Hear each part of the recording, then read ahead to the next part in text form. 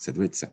Donc, le but de l'opération de ce matin, c'est tout simplement de pouvoir vous en dire plus, que vous puissiez justement vous saisir de ce label pour vos activités respectives et que vous soyez en mesure soit de faire évoluer un label existant qui est le label ENR, pour entreprises numériques responsables, dont certains participants actuellement présents ont à leur disposition. Donc, l'idée, c'est de pouvoir le faire évoluer vers le niveau 1 du label numérique responsable, ou pour les autres, justement, de comprendre un petit peu les tenants aboutissants de l'obtention de ce label autant niveau 1 que niveau 2. Label niveau 2 qui, si je ne m'abuse, est détenu par le groupe ISIA, et vous avez été une des premières structures digitales à l'échelle nationale à l'avoir, si mes souvenirs sont bons, chère Fabienne. Donc voilà, ce matin, donc, on a le plaisir d'accueillir autour de cette table virtuelle Pauline Richard, donc, de l'agence Lucie, ainsi que Fabienne Amadori du groupe ISIA, tout simplement. Pauline, je te laisse peut-être la suite, tout simplement, si ça te convient. Oui, super, merci beaucoup, Mickaël. Je vais partager mon écran. Alors, juste le temps du partage, excuse-moi de te reprendre le micro. Cette session sera enregistrée et vous la retrouverez dans quelques jours en replay, tout simplement, dans la banque de contenu de votre espace adhérent. Et je me tais. Super, on est bon. Est-ce que vous voyez mon écran? Super. C'est tout bon, ouais. Alors, merci beaucoup pour l'invitation ce matin. Donc, comme le disait Mickaël, ce matin, on va vous présenter, moi, je vais vous présenter dans un premier temps l'agence Lucie et puis les labels qu'on porte donc, sur la partie numérique responsable. Et on aura dans un deuxième temps donc, Fabienne qui nous fera un retour d'expérience sur la labellisation d'ISIA. Et puis ensuite, donc, ce qu'on disait tout à l'heure, on prendra un petit temps questions-réponses à la fin. Donc, dans un premier temps, pour vous présenter l'agence Lucie rapidement. Donc, l'agence Lucie, on est une petite structure. Hein. On est, vous voyez, une petite dizaine à l'agence Lucie, créée en 2007, donc l'agence, et on est aujourd'hui, on se définit comme agrégateur de solutions RSE, on va dire. Bien grand mot pour dire qu'en fait, on a des labels et puis différentes démarches sur la partie RSE, RSE au sens très large, qui intègre du coup des thématiques spécifiques dans le numérique responsable. Alors, un écosystème assez varié, je passe rapidement puisque ce n'est pas forcément non plus la partie la plus importante, mais un écosystème assez varié, donc avec des partenaires stratégiques, notamment des membres au comité de labellisation sur lequel je reviendrai tout à l'heure, qui sont des personnes qui attribuent le label, des consultants qui pourront vous accompagner sur les différentes thématiques, des évaluateurs externes. Vous voyez, donc on travaille avec Bureau Veritas, RSEval, SGS, Baker Tilly, Strego, Certop, voilà. Et puis ensuite, d'autres partenaires, par exemple des experts dont vous reconnaissez peut-être certains logos, notamment sur cette partie-là, l'ADEME, la WWF, l'Institut du numérique responsable, France IT évidemment. Je vous expliquerai donc comment on travaille avec ces acteurs-là. Et puis par la suite, des partenariats également avec des institutionnels, des clubs et réseaux, etc. Sur la partie donc focus numérique responsable, en fait, donc comme le disait Mickaël, le label numérique responsable est né il y a maintenant 3 ans à peu près. En fait, c'est l'Institut du numérique responsable qui a créé un premier référentiel et qui, par la suite, nous a demandé de porter ce label pour eux. Et ce référentiel, initialement, il a été créé en partenariat, enfin en soutien, on va dire, avec l'ADEME, le ministère de la Transition écologique et solidaire, et puis le WWF. Et puis, quelques actualités dont certains sont au courant autour de cette table. On a décidé en mai de commencer les travaux pour fusionner le label ENR, donc Entreprise numérique responsable, et le label LNR, Label du numérique responsable, pour plusieurs raisons. La première était d'avoir une meilleure lisibilité et lecture, de se dire, on engage l'ensemble des acteurs et des experts sur ce terrain pour pouvoir travailler ensemble, mettre les experts autour d'une même table et pouvoir accompagner les organisations sur ces sujets-là. Voilà, donc en mai, les chantiers commencent. Plusieurs chantiers donc, cet été qui ont été lancés. Le premier, ça a été la refonte des référentiels pour faire une synergie entre ces deux référentiels qui existaient. Donc aujourd'hui, les référentiels, je reviendrai plus en détail sur ce référentiel juste après. Aujourd'hui, on a 3 déclinaisons sur ce référentiel. Un référentiel générique, un référentiel pour les collectivités et un référentiel qui vous intéresse plus particulièrement pour les ESN. Et ensuite, le deuxième chantier, ça a été la création d'un label niveau 1, effectivement, et d'un label niveau 2, d'une déclinaison en 2 niveaux que je vous présenterai juste après. Alors, je vous ai mis les contacts, les coordonnées des personnes de l'agence que vous pourrez contacter. Et ensuite, donc, rentrer plus concrètement dans le vif du sujet. Nous, à l'agence Lucie, ce que je vous disais, c'est qu'on a la volonté de pouvoir accompagner les organisations dans des démarches RSE au sens très large, RSO même au sens très large, quel que soit leur niveau de maturité actuel et puis quelle que soit aussi leur volonté de progresser, avec donc plusieurs étapes que vous voyez là. La première étape, ça va être bien de pouvoir s'auto-évaluer avec un diagnostic pour pouvoir identifier où est-ce qu'on en est aujourd'hui sur la thématique. Et donc, on a développé un diagnostic flash qui est gratuit, qui vous sera envoyé à la suite de cette présentation, qui vous permet sur le référentiel, donc déjà d'avoir un détail assez précis sur le référentiel et de pouvoir vous évaluer en disant, eh bien, quel est mon niveau de maturité actuellement sur telle et telle thématique et de pouvoir commencer à identifier où sont vos points forts et vos points d'amélioration. Ensuite, on a également un outil qui s'appelle Lucifer, parce qu'on aime bien les jeux de mots à l'agence Lucie, qui est donc une base de données de bonnes pratiques, dans laquelle on référence un peu plus de 1000 bonnes pratiques aujourd'hui, alors selon l'ISO 26000 et selon les ODD, avec différentes entrées. Et l'idée, c'est de pouvoir apporter aux personnes qui sont engagées à nos côtés de façon gratuite et puis de façon payante à d'autres personnes qui voudraient y accéder, des bonnes pratiques sur la RSE, avec donc une boîte à outils où on peut rechercher par mots-clés des actions qui pourraient être mises en place, des exemples de bonnes pratiques. Ensuite, on a aussi également à l'agence Lucie un centre de formation. Le centre de formation, eh bien, il comporte à peu près 25 formations, des formations qui vous permettent d'aller vers les labels. Donc, on a des labels sur la partie RSE au sens large ISO 26000, des labels sur la partie numérique responsable. Donc là, on retrouve la formation sur les enjeux du numérique responsable et le process de labellisation, par exemple. Et puis d'autres thématiques plus larges, enfin en tout cas plus diverses, on va dire, sur la RSE, sur par exemple la communication responsable. Dans la thématique numérique responsable, on retrouve aussi de la formation sur la partie éco-conception, par exemple, qui est délivrée. L'approfondissement de son engagement, etc. etc. Donc, l'idée, c'est de pouvoir accompagner les organisations à progresser sur les différentes thématiques qui rentrent dans le grand volet RSE. Et ensuite, eh bien, on commence dans des démarches un peu plus concrètes dans l'organisation. La première étape, ça va être de débuter avec un expert. C'est-à-dire, on propose aujourd'hui une auto-évaluation accompagnée, qui est un premier pas dans la démarche numérique responsable. Donc, avec une première étape qui va être la formation. La formation qui dure 3 jours, 2 jours sur la partie vraiment enjeux numériques responsables, quels sont les chiffres, les impacts, etc., pour bien comprendre tout ça. Et ensuite, une journée qui va, elle, être plutôt adressée au process de labellisation. C'est-à-dire comment est-ce que vous allez pouvoir mener les différentes étapes en interne, notamment l'étape qui vient après dans ce process d'auto-évaluation, qui est une auto-évaluation, du coup, qui sera accompagnée par un consultant sur 3 demi-journées. Et donc, le rôle de cette auto-évaluation, c'est vous en interne de vous approprier le référentiel et de bien vous questionner sur quelle est l'importance de chacune des thématiques pour mon secteur d'activité, qui ne va pas être la même en fonction des secteurs d'activité, bien sûr. Et puis ensuite, vous questionnez sur votre niveau de maturité actuel. Est-ce que vous avez des politiques qui sont structurantes sur la thématique, une politique achat, une politique RH, etc. Est-ce que vous avez des moyens à usage? Quels sont les moyens à usage que vous développez au quotidien? Des moyens humains, des budgets qui y sont alloués, etc. Et puis, quels sont les résultats potentiellement que vous avez obtenus sur les dernières années sur ces thématiques-là? Voilà, donc l'idée, c'est de faire des groupes de travail en transverse avec les collaborateurs qui ont les informations sur les différentes thématiques, qui ne sont pas forcément les mêmes d'une thématique à une autre, pour vraiment les intégrer dès le début et pouvoir structurer votre démarche. Cette auto-évaluation accompagnée, elle a été pensée pour faire donc les premiers pas, prendre son temps pour structurer sa démarche et pouvoir, au bout de 2 ans maximum, ou avant, si vous souhaitez y aller avant, eh bien, aller vers un label, le label niveau 1 ou le label niveau 2.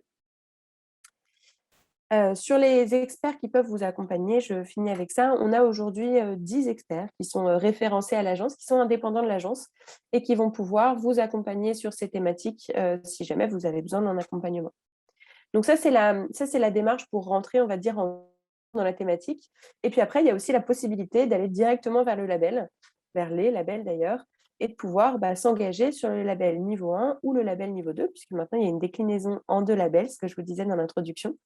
Donc là, vous avez quelques exemples d'organisations qui sont déjà labellisées. Ce qui est important de comprendre dans cette démarche, c'est qu'on a aujourd'hui des labels qui s'adressent à tout type d'organisation. Alors, je vous ai cité les différents référentiels en introduction, mais l'idée, c'est de pouvoir vraiment manier les référentiels en fonction de l'importance du secteur, etc., de votre niveau de maturité, et de pouvoir s'adresser aussi bien à une cellule bivouac où il y a 20 collaborateurs aujourd'hui qu'à la région Bretagne dans laquelle il y a un tout petit peu plus de personnes. Donc voilà, de pouvoir vraiment manier en fonction du secteur et puis de la taille de la structure qui est en face. Sur les process de labellisation. Donc là, on est sur le process de labellisation niveau 1. Donc, la première étape, ça va être le MOOC de l'Institut du numérique responsable. C'est un MOOC qui dure à peu près, il me semble, 3 ou 4 heures. Et à la suite de ce MOOC, on va vous demander de passer une certification de connaissance, un certificat, pardon, pas une certification, un certificat de connaissance pour qu'on puisse nous s'assurer que vous avez bien compris tout ce que vous avez vu pendant le MOOC. À la suite de ce certificat, donc, vous aurez jusqu'à 6 mois. Vous pouvez prendre moins de temps, à vous de choisir, pour préparer la venue d'un auditeur sur site, auditeur ou auditrice d'ailleurs. Et cet auditeur donc, viendra une demi-journée, alors sur site ou à distance, pour vous poser les questions sur le référentiel dont je vous parlais juste avant et pouvoir vous apposer un scoring. Par exemple, étant donné le public, par exemple, éco-conception, est-ce que vous avez pris en compte l'éco-conception dans les services que vous installez chez vos clients? Oui, partiellement non. 1, 2, 3 points. Et on va du coup cumuler l'ensemble de ces points pour arriver à une note sur 1000. Et si vous avez plus de 300 sur 1000, vous devez rédiger un plan d'action et vous obtenez le label pour 2 ans. Donc 2 ans d'obtention du label. Et puis au bout de 2 ans, vous pourrez soit renouveler ce label-là, soit, décision encore plus pertinente, aller vers le label niveau 2. Et donc le label niveau 2, alors pour information, c'est le label qui existait jusqu'à la fusion avec le label ENR, avec la différence aujourd'hui qu'un scoring y est apposé également. Donc le process de labellisation, eh bien, il commence comme l'auto-évaluation accompagnée. C'est-à-dire, la première étape, c'est la formation de 3 jours que je vous ai présentée. Et ensuite, vous allez avoir l'auto-évaluation. Cette fois-ci, on va dire l'accompagnement consultant n'est pas compris dans le package. Vous pourrez vous faire accompagner sans souci. Et cette auto-évaluation, cette fois-ci, elle ne dure pas 2 ans, mais l'idée, c'est de le faire en un temps un peu plus limité pour pouvoir préparer la venue d'un auditeur sur site. Donc pareil, des groupes en transverse pour identifier votre niveau de maturité, etc. sur chacune des démarches. Et ensuite, vous allez avoir un auditeur qui vient sur site. Les auditeurs, on travaille avec SGS, Bureau Veritas et Baker Tilly Strego. À vous de choisir en fonction d'un échange que vous aurez eu avec eux.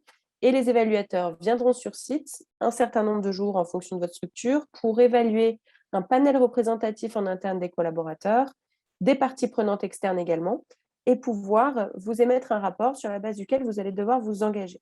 Ce qu'il faut bien comprendre ici, la différence entre l'audit sur le label niveau 1 et l'audit sur le label niveau 2. Sur le niveau 1, on est sur une demi-journée avec une interview uniquement du ou des référents sur la thématique et potentiellement de la direction. Là, on va vraiment interroger un panel plus large pour avoir la vision 360. Et vous allez donc devoir vous engager sur la base de cet audit. Sur le rapport d'audit, vous allez obtenir un scoring et vous devrez, pour passer cette étape, obtenir une note supérieure à 500 sur 1000. Donc sur l'audit, sur le niveau 1, on est à 300 sur 1000, sur le niveau 2, 500. Et si vous obtenez donc plus de 500 sur 1000, vous devrez rédiger ce plan d'action en disant, eh bien, mon entreprise s'engage à mettre telle action en place, telle personne sera en charge de mettre cette action en place, tel échéancier. Le plan d'action passe devant un comité de labellisation qui sont donc des experts indépendants de l'agence Lucie, principalement des membres de l'INR, de l'ADEME, du WWF, etc., qui vont en fait s'assurer que votre plan d'action est pertinent par rapport à ce qu'a vu l'évaluateur chez vous. Si c'est pertinent, vous obtenez le label sur 3 ans, 3 ans pour mettre tout ça en place, avec à 18 mois un comité de suivi, un audit de suivi et un comité de suivi. Donc l'évaluateur revient sur site pour s'assurer qu'à date, les actions sont bien mises en place. Et puis ensuite, donc, vous gardez le label sur les 18 mois restants. Et au bout de 3 ans, donc renouvellement du label. Donc là, on revient au début de la flèche.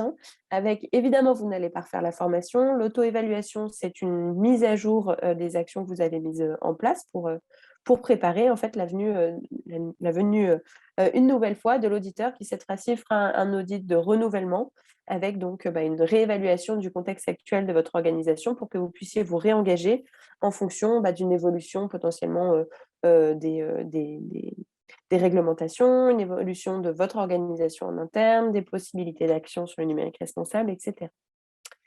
Voilà pour le process de labellisation numérique responsable niveau 2. Donc, il y a un petit tableau par la suite pour bien comprendre les différences entre l'un et l'autre des niveaux. Donc, de toute façon, la présentation vous sera envoyée. Et donc là, le référentiel sur lequel vous allez pouvoir vous appuyer. Donc, le référentiel, je vous dis de toute façon, le diagnostic flash vous sera envoyé, vous aurez le détail du référentiel dans ce diagnostic. Mais pour que vous ayez une petite idée ce matin, vous allez trouver la première thématique qui est la thématique stratégie et gouvernance. C'est-à-dire comment est-ce que vous intégrez le numérique responsable dans votre stratégie globale. Comment est-ce que vous rédigez un plan d'action avec des indicateurs? Comment est-ce que vous arrivez à suivre les indicateurs et à faire monter en compétence, à identifier les porteurs de projets et puis les suivre également? Ensuite, la thématique soutien à la stratégie numérique responsable. Là, dans le soutien à la stratégie, on va retrouver dans un premier temps l'animation que vous faites en interne et en externe. Est-ce que vous arrivez à communiquer sur vos engagements, sur des bonnes pratiques auprès de vos collaborateurs, mais également des fournisseurs, des clients, etc. Est-ce que vous arrivez à faire des événements autour de ces thématiques-là? On va retrouver ici aussi la montée en compétences. Donc, est-ce que vous avez mis en place des formations dans votre plan de formation pour faire monter les collaborateurs en compétences sur ces sujets-là? Et puis aussi, quel est votre vecteur de communication? Est-ce que votre site a été pensé de façon sobre? Est-ce que votre newsletter a été pensé de façon sobre, etc., etc. Troisième thématique, cycle de vie des services numériques. Cycle de vie, c'est achat, utilisation, fin de vie. Et on va passer au script, on va dire, aussi bien vos équipements. Donc, les équipements, ça va être évidemment les ordinateurs, les smartphones, les imprimantes, etc. Mais également tous les logiciels qui vont être utilisés dans votre organisation et les data centers. Donc, est-ce que vous avez des critères environnementaux ou sociaux dans les choix de ces différents équipements et services? Est-ce que vous sensibilisez vos fournisseurs dans ce sens? Quelles sont potentiellement les bonnes pratiques que vous mettez en place sur l'utilisation? Et qu'est-ce que vous faites de la fin de vie? Est-ce que vous arrivez à prolonger l'utilisation, à faire de la réparation, à utiliser les filières de D3E, etc., etc. Et on retrouve aussi dans cette thématique-là la partie RGPD. C'est-à-dire, est-ce que vous ne collectez que les données qui vous sont utiles? Est-ce que vous informez les utilisateurs? Et puis, comment est-ce que vous les stockez de façon sécurisée?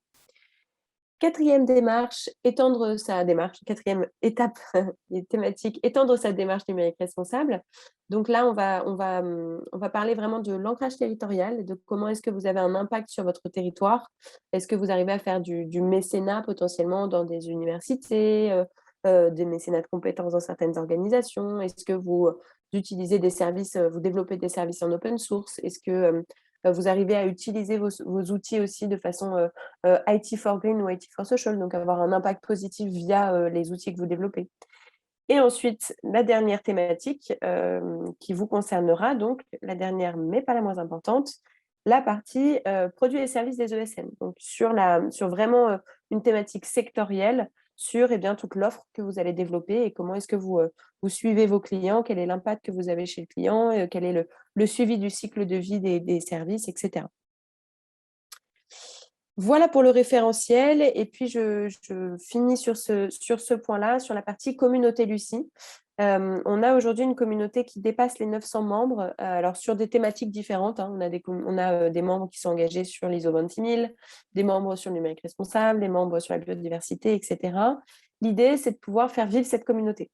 Donc au même titre que le fait Digital League, de pouvoir échanger sur des bonnes pratiques, de pouvoir avoir accès à des outils, de pouvoir avoir des experts qui viennent vous présenter certains outils. Donc là, je vous ai mis les différents avantages de la communauté, de pouvoir avoir des avantages entre membres aussi, des réductions sur les formations qui sont proposées, etc., etc. Vous pourrez en savoir plus en cliquant sur le bouton. Et puis enfin, donc sur la communauté Lucie, pardon, on a fixé l'année dernière des objectifs pour la communauté, des objectifs sur différentes thématiques, les thématiques climat et énergie. thématique matières premières, biodiversité et richesses humaines, avec l'idée de pouvoir organiser des ateliers pour accompagner les organisations à atteindre ces objectifs, c'est-à-dire réduction du bilan de gaz à effet de serre, réduction du bilan matières premières, etc., etc. Voilà pour la communauté et pour les différentes démarches qu'on propose à l'agence et je vais donc passer la parole à Fabienne. Est-ce que tu veux que je te passe la main ou est-ce que tu veux que je passe tes slides? Alors écoute, je peux essayer de prendre la main si tu veux. Allez, hop, je te laisse l'écran, je te laisse prendre la main du coup.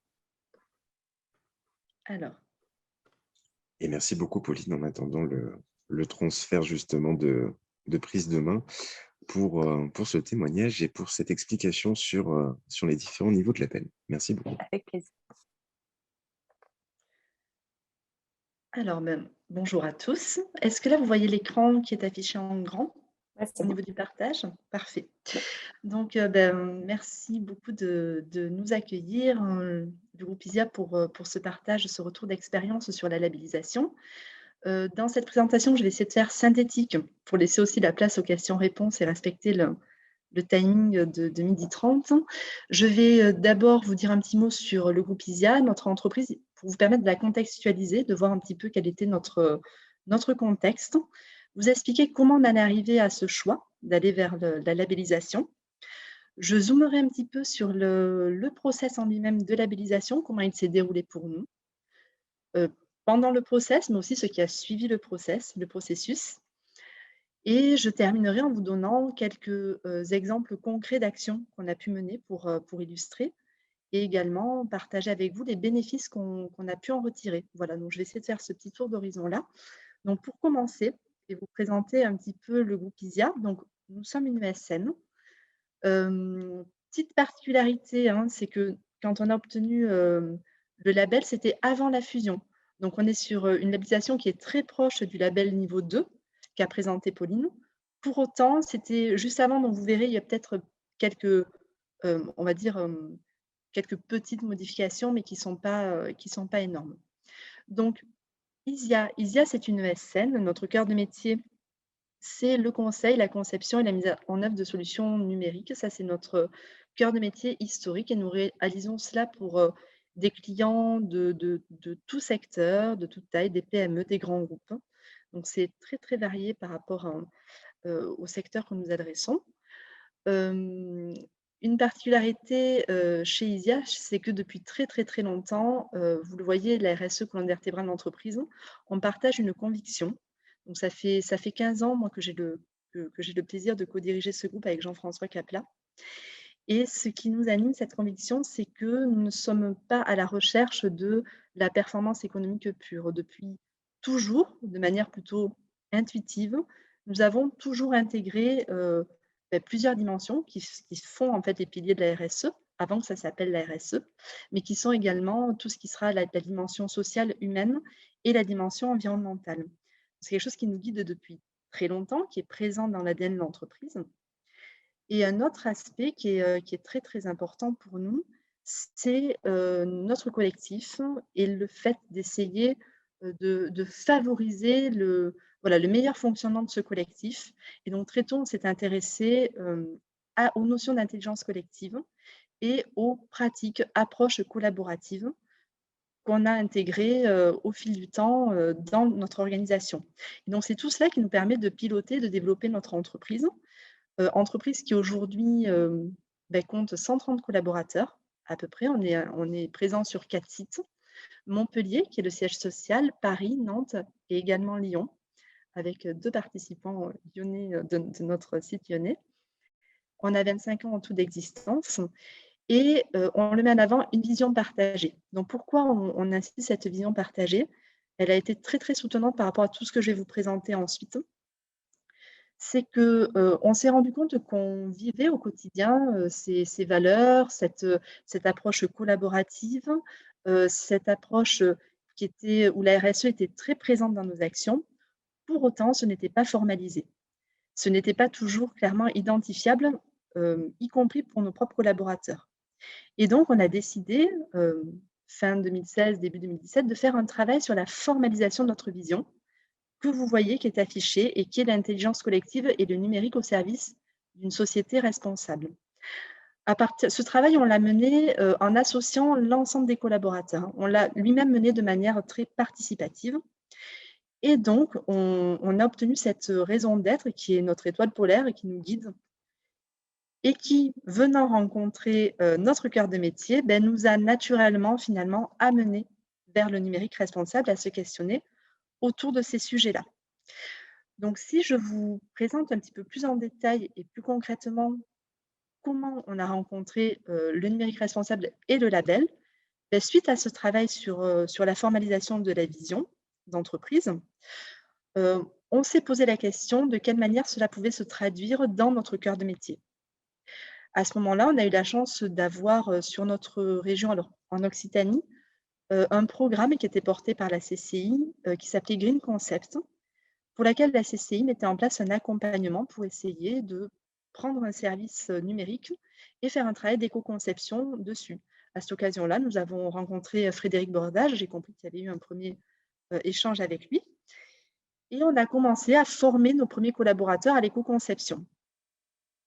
Ça, on a vu que c'était vraiment quelque chose qui était en cohérence avec tout ce qu'on voulait mener. Et puis, on a rencontré l'Institut numérique responsable et là, on a vu que, OK, il y avait l'éco-conception, mais il y avait quelque chose de plus large qui s'appelait le numérique responsable et qui allait au-delà de l'éco-conception de services numériques et qu'au-delà des services qu'on pouvait produire pour nos clients, on pouvait aller beaucoup plus loin en ayant une approche qui touche ce coup-ci de manière transversale l'organisation. On a adhéré à cette association, on s'est même impliqué puisqu'on est devenu membre actif. On a rapidement animé la communauté des signataires de la charte du numérique responsable. Donc ça nous a vraiment connectés à ces sujets. Et on s'est mis à voir tous les travaux qui étaient menés, notamment tout un travail sur un référentiel assez large sur tous les sujets qui touchent au numérique responsable et la rencontre donc naturelle avec le label et le choix d'aller vers la labellisation qu'on a obtenue en juin 2020. Notre démarche, elle était vraiment motivée par plusieurs choses quand on s'est posé la question du pourquoi on y allait.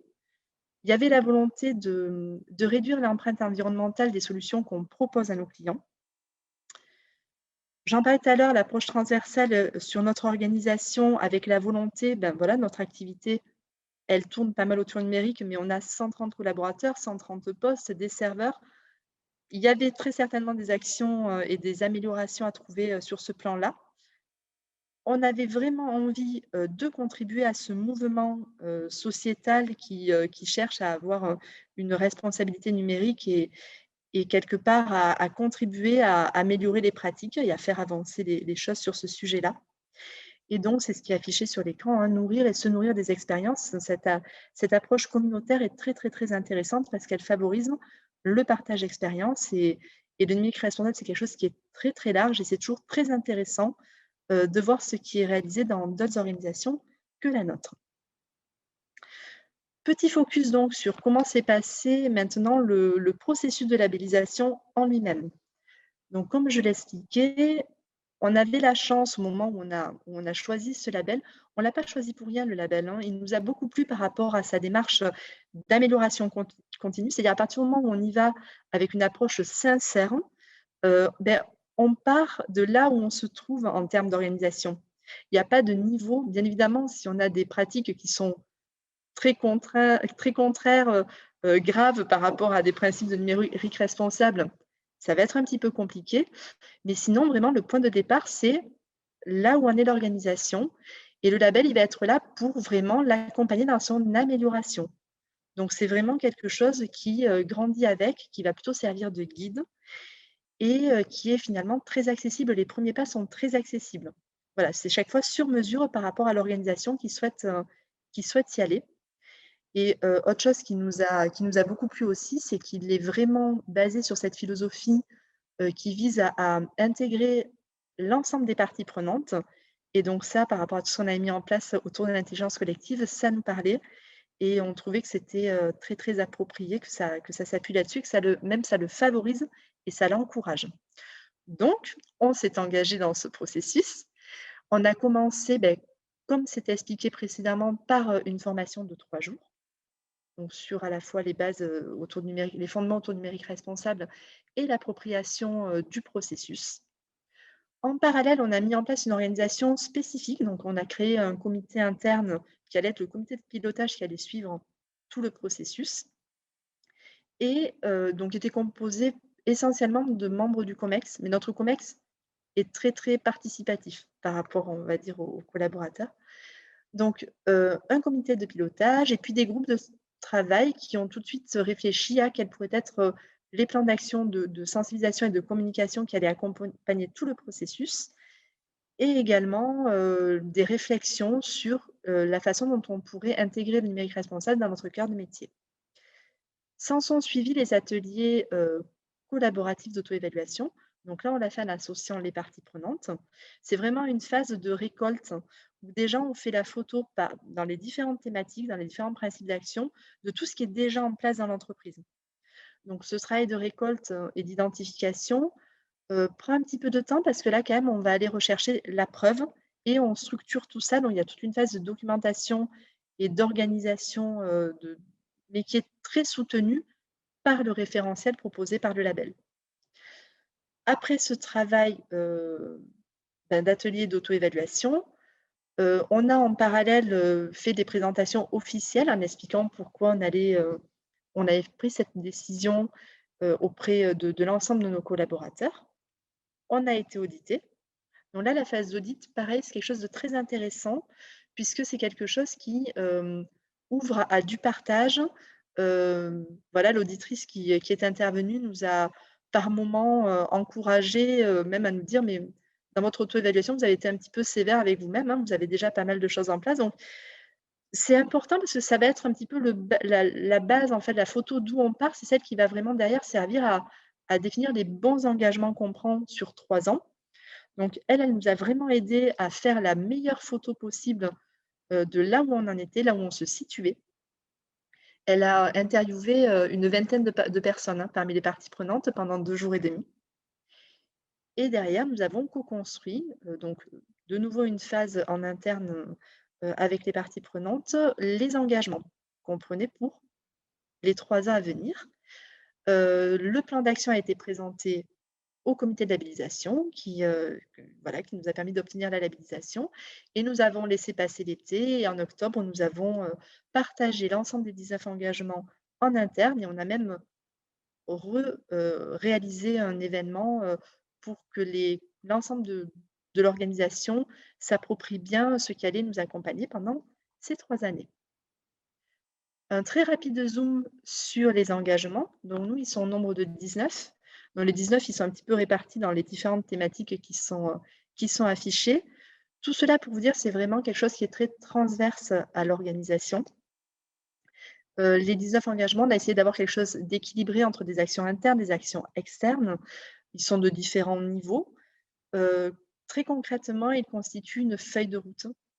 C'est quelque chose qui permet de prioriser, de s'organiser. Chaque engagement, il se voit attribuer un calendrier, un porteur et c'est quelque chose qui vient vraiment nous aider à structurer et à avoir une démarche beaucoup plus efficiente. Par rapport au timing, je vais peut-être donc vous voyez, hein, ça touche, bien évidemment, il y a beaucoup de choses autour de la sensibilisation, de la formation de nos collaborateurs. Gros sujet pour nous, l'intégration numérique responsable dans notre cœur de métier. On a des choses qui touchent à la politique d'achat, de la communication. Vous retrouvez un petit peu les thématiques que Pauline a partagées tout à l'heure, pas mal de mécénat et puis, bien évidemment, des choses autour de notre propre infra et un sujet qui est apparu, c'est l'opportunité par rapport à toute notre démarche de devenir une entreprise à mission, société à mission plutôt.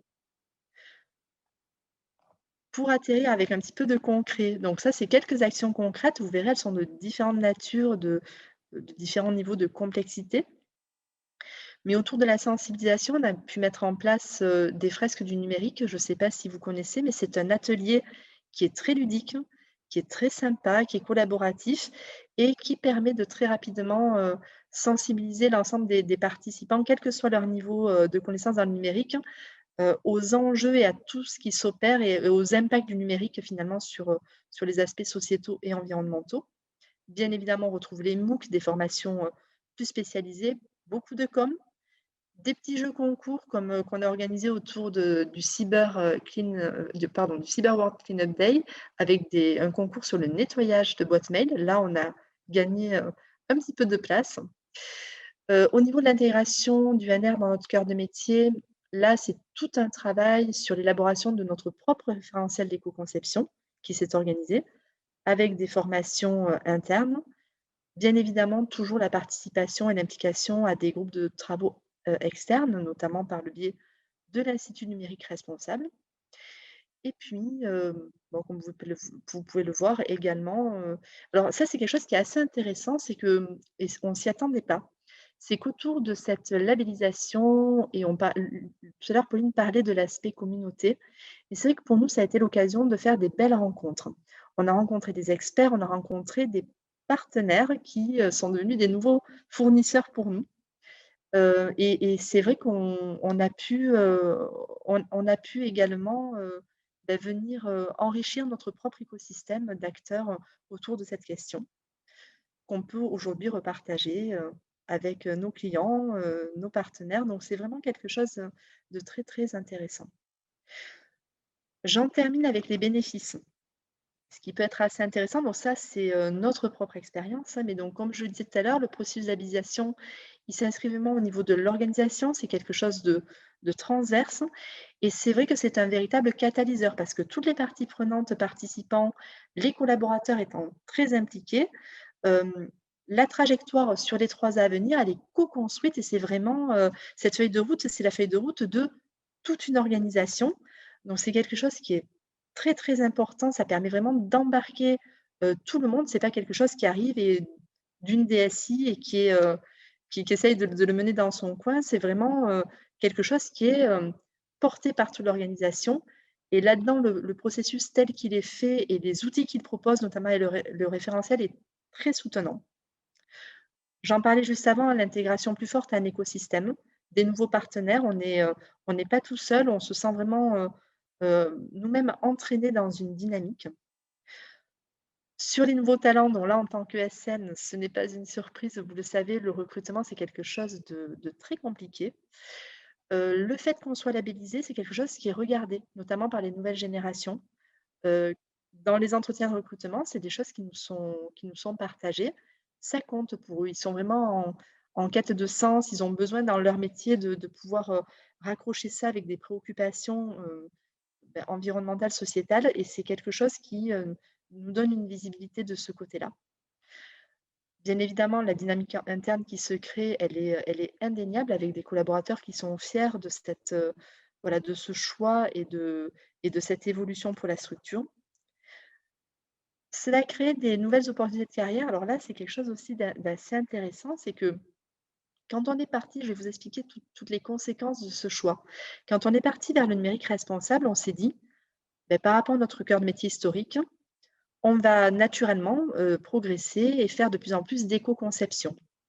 Sauf qu'on s'est aperçu que cela nous a amené de plus en plus à accompagner des organisations là où elles en étaient et là où elles se trouvaient, et elles se trouvent finalement, plutôt à une étape de définir leur propre politique, leur propre démarche.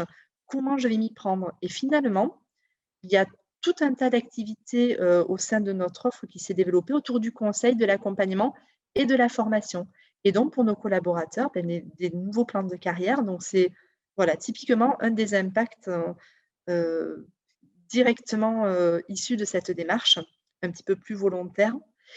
Et puis parce que c'est important, si on regarde sous l'angle d'un aspect, business, il y a quand même 6 nouveaux clients qui nous ont sollicités, particulièrement pour cette expertise-là autour du numérique responsable, avec des grands comptes qui sont en plus, eux, de plus en plus soumis, hein, au niveau des critères, au niveau de leurs appels d'offres, sur eux-mêmes le choix de leurs fournisseurs. Donc voilà pour un petit extrait des bénéfices qu'on a pu en retirer. J'en ai terminé, j'espère que j'ai fait assez synthétique, il est quart. C'était parfait, Fabienne. Merci beaucoup. Merci beaucoup pour ce retour d'expérience. Et effectivement, pour compléter vos derniers propos, notamment sur les bénéfices, la loi R2EN, réduire l'empreinte environnementale du numérique, vient de passer. Elle sera applicable réellement, si je ne m'abuse, au 1er janvier 2024. Ce qui fait qu'il ne nous reste que 2 ans. Et 2 ans, c'est court, justement, pour pouvoir vous aider, cher réseau, justement, à déployer tout ça, autant de l'éco-conception de services numériques que de l'acculturation sur plein d'autres sujets. Profitons justement du dernier petit quart d'heure qui nous reste, premièrement, pour que vous puissiez réallumer vos micros et caméras et poser des questions si vous le souhaitez, autant à Pauline Richard, agence Lucie, qu'à Fabienne Amadouri du groupe ISIA. Je me permets peut-être de solliciter autant Catherine Boquet côté SFI que Alex Dufour côté Doing, parce que si je ne m'abuse, vous êtes tous les deux détenteurs du label ENR. Et si vous avez des questions justement sur comment passer du label ENR au label NR, niveau 1, je pense que c'est le bon moment, tout simplement. Alors, je vais commencer Vas-y, Alex. par déjà une question. Alors nous, ça fait très longtemps, avant ENR, on a fait d'autres certifications. Et alors la surprise, c'était un peu, il y a 2 niveaux, il y a niveau 1, niveau 2. Bon, en termes de budget, ce n'est pas la même chose. Et la question du budget, elle est aussi par rapport à ce que ça apporte. Et là, en fait, moi, alors, partie sociétale, ok, très bien. Mais non, quand on parle des lois, du CO2, des enjeux climatiques, il y a la partie éco-conception. Et c'est là où j'aurais peut-être besoin de précision. C'est-à-dire que nous, on avait travaillé avec Green Spector qui, eux, avaient fait un travail, mais plutôt approfondi, c'est-à-dire on leur avait donné des codes sources de nos frameworks, ils avaient étudié ce qui se passait côté serveur, ils avaient testé plusieurs applications côté client. C'est quelque chose qu'on néglige. Quand vous avez des centaines, des milliers d'utilisateurs, la partie post-client, elle est très importante. Et là, ça avait eu un impact. Et alors, je n'ai rien contre la communication, ceci, ça, mais quand on parle de choses concrètes, nous, ce qu'on attend surtout, par exemple, quand on parle des budgets et du temps passé sur le niveau 2, c'est qu'est-ce que ENR propose pour concrètement diminuer les émissions et améliorer la conception, en fait. C'est ça que j'ai du mal à voir. Alors, vous n'avez pas le temps d'aborder tous les sujets, donc je me doute que, et là, on est dans un point très spécifique de développement, mais que ce soit sur le niveau 1 ou le niveau 2, est-ce qu'il y a une formation, est-ce qu'il y a un référentiel, et vous, après, comment vous le testez? Est-ce que c'est un engagement sur parole ou est-ce qu'il y a vraiment des experts qui vont venir auditer en fait, les sites et le développement en fait? C'est ça qui, là, je suis vraiment dans le concret du développement informatique. Alors pour tenter de... Vas-y, Fabienne. Voilà, pour tenter de répondre, donc c'est un vrai sujet, la question de la mesure 1, que vous posez. Là, c'est vrai que j'ai plus zoomé sur la partie labellisation. À l'intérieur, il y a cette partie éco-conception. Donc, c'est vrai qu'aujourd'hui, en éco-conception, il n'existe pas, pour le coup, de label de produits éco-conçus. C'est une réalité. Nous, on participe à un groupe de réflexion avec l'AFNOR, qui s'appelle... Alors, je m'excuse, désolée pour l'enregistrement, j'ai ma batterie qui risque de couper, je la branche, je suis désolée. Il n'y a pas de souci, Fabienne. Effectivement, il y a plusieurs référentiels qui existent. Il y en a un, si je ne m'abuse, qui est en lien avec l'Institut du numérique responsable, qui est le GR 491. Je crois que c'est bien celui-là. Je me permets de vous glisser le lien justement dans l'onglet conversation. Hop là, comme ça, vous pourrez aller jeter et scruter les 491 points de ce référentiel. Donc, merci beaucoup pour le petit. Donc, en effet, en plus, c'est ce dont j'allais parler. Dans ce GR 491, c'est 491 bonnes pratiques. Recommandations. On va plutôt parler de recommandations et de critères. Sur la base duquel il y a des travaux qui sont actuellement faits pour justement essayer d'aller sur les questions d'une évaluation et de voir comment on pourrait à terme mesurer le fait que une solution est éco-conçue. Donc aujourd'hui, c'est vrai que c'est encore, il y a plusieurs, vous parlez de Green Spector, il y a plusieurs sociétés qui ont travaillé chacune sur de l'outillage sur cette question.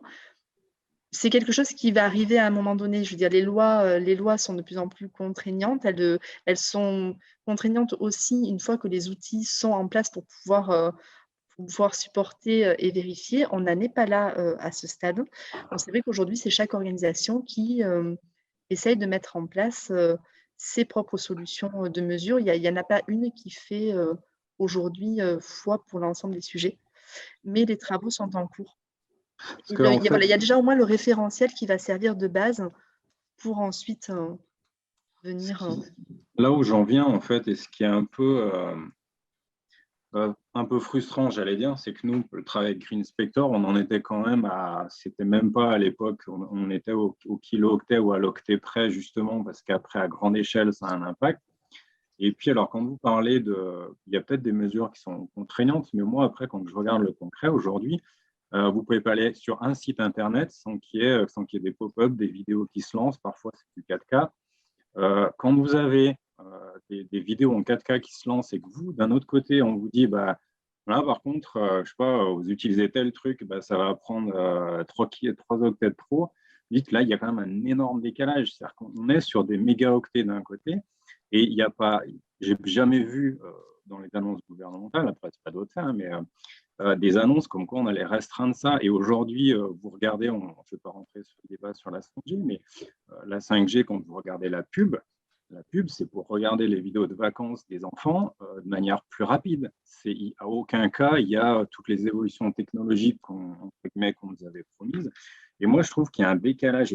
Alors pour revenir sur ENR, moi, par exemple, si je suis gérant d'une société en industrie et que je veux confier une application à une société qui fait partie de Digital League, aujourd'hui, j'ai aucun engagement que cette société elle travaille proprement. J'ai peut-être j'ai aucune garantie en fait. C'est ça qui est frustrant, c'est qu'aujourd'hui, le monde du développement, il est très large. Je comprends bien que c'est compliqué d'avoir quelque chose qui marche pour tout le monde, mais là-dessus, en fait, quand on parle par exemple du niveau 2 et des contraintes, que ce soit financières ou autant du niveau 2, moi, vis-à-vis de ma direction, on va me demander qu'est-ce que ça apporte, quelles sont les connaissances qu'on va gagner. Et moi, j'ai l'impression, en fait, c'est un peu là où je suis un peu déçu sur le niveau 2, c'est qu'on ne va rien gagner. C'est-à-dire qu'on va demander des milliers d'euros et des journées pour que le code, il ne change pas, en fait. Et moi, c'est ça que, alors peut-être que ça viendra plus tard, en fait, mais je ne sais pas si vous voyez Il y a Si, mais peut-être, excuse-moi Alexandre, il y a peut-être un petit point de confusion entre justement une notion de label numérique responsable et après d'éco-conception de services numériques qui sont justement deux sujets différents. Le numérique responsable est plutôt une démarche globale, comme expliqué, qui va toucher autant la stratégie que la manière de développer, que la manière d'interagir avec ses clients, la manière de communiquer, etc. Néanmoins, après, effectivement, pour être plus vertueux, ce sera aussi un gros sujet de l'année 2022 pour Digital League, que sera l'éco-conception de services numériques et comment nous, en tant que cluster, on peut aider nos structures adhérentes à être plus vertueuses justement dans leur développement. Premièrement, en comprenant les points justement sur lesquels il est possible de faire des économies d'énergie et en essayant voilà, de vous aider autant d'experts que de solutions financières aussi pour pouvoir déployer tout ça. Et avant de relaisser la parole à Fabienne, je me permets juste de te glisser un autre point, Alexandre, notamment sur les vidéos en autoplay.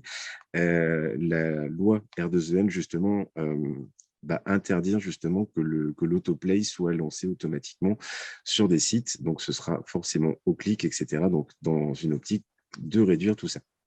Ok, très bien. Alors, moi, je vais tenter, je ne suis pas experte de tout, mais je vais tenter quand même de revenir sur deux choses, à la fois sur l'aspect des lois qui sont en effet avec des contraintes, où les contraintes ont été beaucoup enlevées finalement quand la loi est passée. Pour autant, voilà, il y a vraiment eu, c'est intéressant de faire par exemple le parallèle sur ce qui s'est passé avec les lois autour de l'accessibilité. Au départ, on a une première loi qui pose un cadre, qui commence à vraiment dire voilà, ce sujet, on va s'en préoccuper, qui donne un peu les grandes règles. Puis, en parallèle, les outils avancent et au fur et à mesure où l'outillage avance, les lois, elles, en parallèle, vont pouvoir un petit peu être de plus en plus contraignantes parce qu'elles vont pouvoir s'appuyer sur des outils qui ont avancé entre-temps. Ce qui est intéressant, c'est quand on regarde l'accessibilité, ça s'est joué sur une quinzaine d'années. Là, sur tout ce qui est autour de l'éco-conception, enfin de l'éco-conception, de tout ce qui est approche numérique responsable, on est sur un temps beaucoup plus court. Donc, le sénateur qui a accepté voilà, que la loi passe en l'état parce que c'est déjà une bonne première étape, planche déjà sur la suite. Voilà, c'est ce qu'il y a quand même, c'est vraiment un mouvement qui est en cours. En parallèle, il va falloir en effet avancer sur le moyen de pouvoir le mesurer de manière assez homogène. À ce stade, nous, comment on l'aborde pour nous-mêmes et puis pour des clients qu'on accompagne, c'est qu'en fait, on part du référentiel des bonnes pratiques et par rapport à l'organisation, son métier, on va construire un propre référentiel interne, des propres normes qui vont être systématiquement appliquées. Alors après, bien évidemment, en termes de contrôle, ça va être les processus qualité de l'entreprise qui vont pouvoir venir les prouver. Mais voilà. Et sur les sites internet, par contre, où il y a pas mal de vidéos, etc. Je sais que quand nous, on a travaillé sur notre site, je ne saurais pas vous les citer, mais je pourrais essayer de vous les retrouver pour partage. Mais on s'est appuyé sur des outils qui mesuraient quand même le poids des pages et qu'on a passé. Donc voilà, peut-être que Mickaël a les Tout à fait. références. Il y a des outils comme EcoIndex ou Ecometer qui permettent justement d'analyser des pages web directement.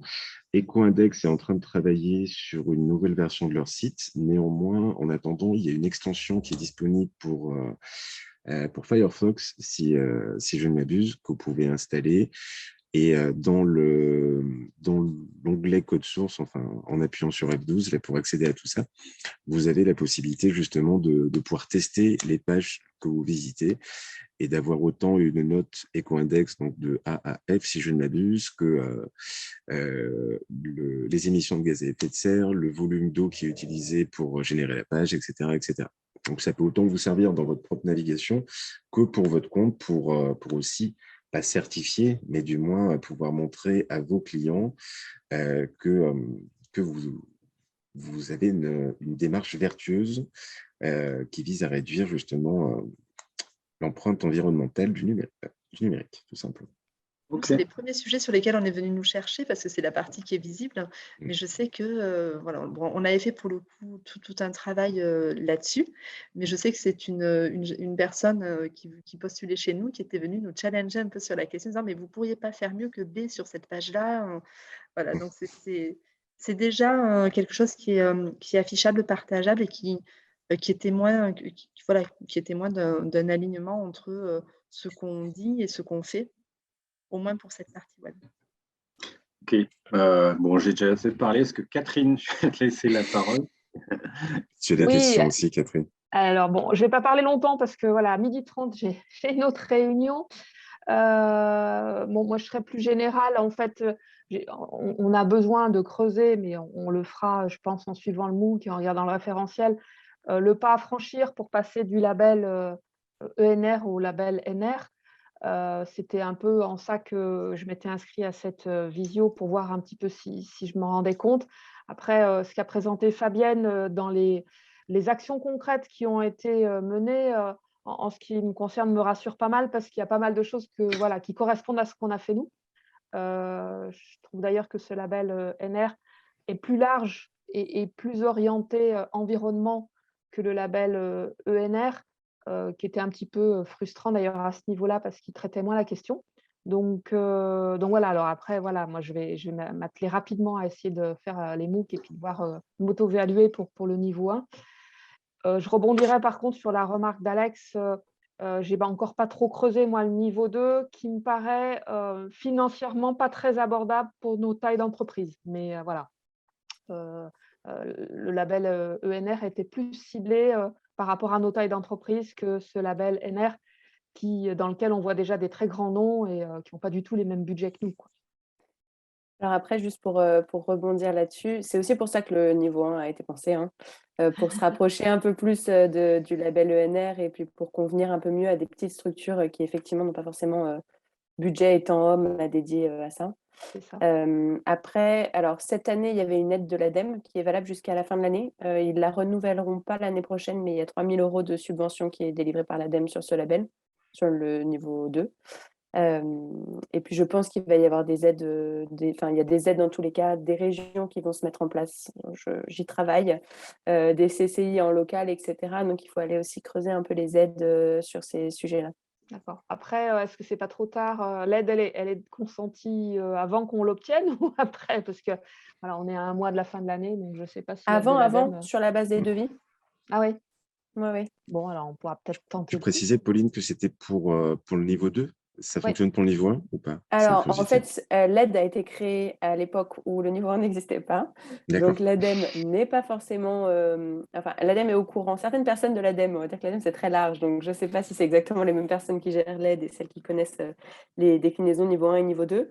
Donc, ça se tente. Oui, ça se tente peut-être, Voilà. effectivement. Du coup, il Ouais. faudrait que je me rapproche de vous pour que, avant la Je fin vous de fasse un l'année, devis et que vous puissiez voilà, demander. Ouais. et je fasse une demande. Et puis après, de toute façon, on conduira la démarche sur 2022. Ils ne donneront l'aide que comme ils font habituellement, une fois que la facture sera faite. Voilà. Alors, la petite particularité de cette aide, pour que vous ayez bien tout ça en tête, c'est que c'est une aide qui s'élève jusqu'à 3 000 € sur la labellisation numérique responsable.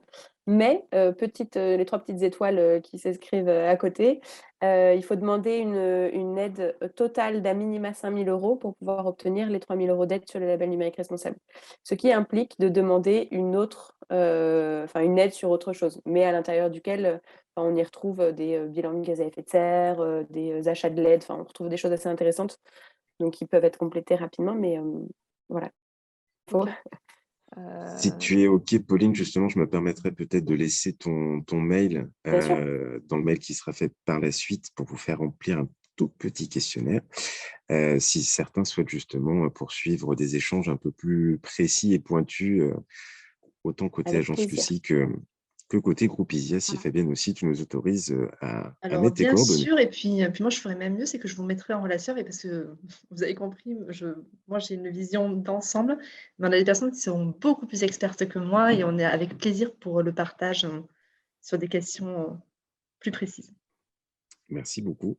Je vois qu'il est 12h31. Si vous le souhaitez, je vous propose qu'on passe peut-être sur une dernière et ultime question, si quelqu'un d'autre souhaite s'exprimer ou a besoin d'une petite précision sur tel ou tel point. Au revoir, Catherine. Au revoir. N'hésitez pas à profiter justement que Pauline Richard, Agence Lucie, ainsi que Fabienne Amadori, groupe ISIA, soient présentes. C'est le moment ou jamais. Mais s'il n'y a pas d'autres questions, il n'y a pas de souci. Dans tous les cas, vous aurez les coordonnées autant de Pauline que de Fabienne, que je vous enverrai donc durant le début d'après-midi. Et vous pourrez bien entendu les contacter par la suite si vous le souhaitez, tout simplement. Pas d'autres questions? Ça vous semble bon? Philippe, peut-être? Oui, bonjour. Merci pour ces exposés. Est-ce que vous avez connaissance, hors du côté collectivité, j'imagine, d'établissements d'enseignement ou d'enseignement supérieur qui sont dans une démarche ou qui l'ont déjà faite de labellisation, vers qui on pourrait se rapprocher? Oui, Université de La Rochelle. Oui, En fait, évidemment. Ouais. Université de La Forcément. Rochelle avec Vincent, en fait, nous, quand on a récupéré le label, entre guillemets, on a récupéré le label avec 5 anciens labellisés, dont l'Université de La Rochelle, qui était labellisée sous un ancien modèle. Donc, ils ne sont pas sur ce process actuel. Donc, potentiellement, il y aura des questions sur lesquelles ils ne pourront pas vous répondre. Après Vincent, potentiellement. Après, je ne suis pas certaine, mais je pourrais regarder... parce qu'en fait, on est répartis par région à l'Agence Lucie. Donc, potentiellement, sur d'autres régions que les miennes, on pourra en retrouver. Donc, je pourrais regarder et puis Mickaël, te donner l'information si jamais j'en Avec trouve. plaisir, ouais. Merci beaucoup. Donc, affaire à suivre, mon cher Philippe. OK, merci. Mais on en a sur la partie Lucie 26 000. On a notamment Audencia qui est labellisée avec nous. OK. Merci pour cette dernière question. On va tenir un timing. C'est un petit peu ça le but du jeu, de vous avoir 1 heure en ligne. J'imagine que pas mal de monde doit avoir un petit peu faim maintenant. Donc, merci beaucoup à Pauline Richard de l'Agence Lucie, ainsi qu'au retour d'expérience de Fabienne Amadori. Concernant cette labellisation numérique responsable, bien entendu, côté Digital League, nous, on va très certainement relancer tout ce mouvement, je pense, à partir du début de l'année 2022, couplé à d'autres actions qui iront dans un sens similaire ou juxtaposé, si je peux dire ça comme ça. Donc voilà, on vous tiendra au courant justement de la suite qu'on y donne. Mais vous entendrez très certainement parler du label numérique responsable dans les semaines ou mois à venir. Merci beaucoup pour vos témoignages, pour votre écoute, pour vos questions, et vous retrouverez donc ce webinaire dans la banque de contenu de l'espace adhérent Digital League d'ici quelques jours, autant pour vous que pour les autres personnes qui n'ont pas pu en profiter aujourd'hui.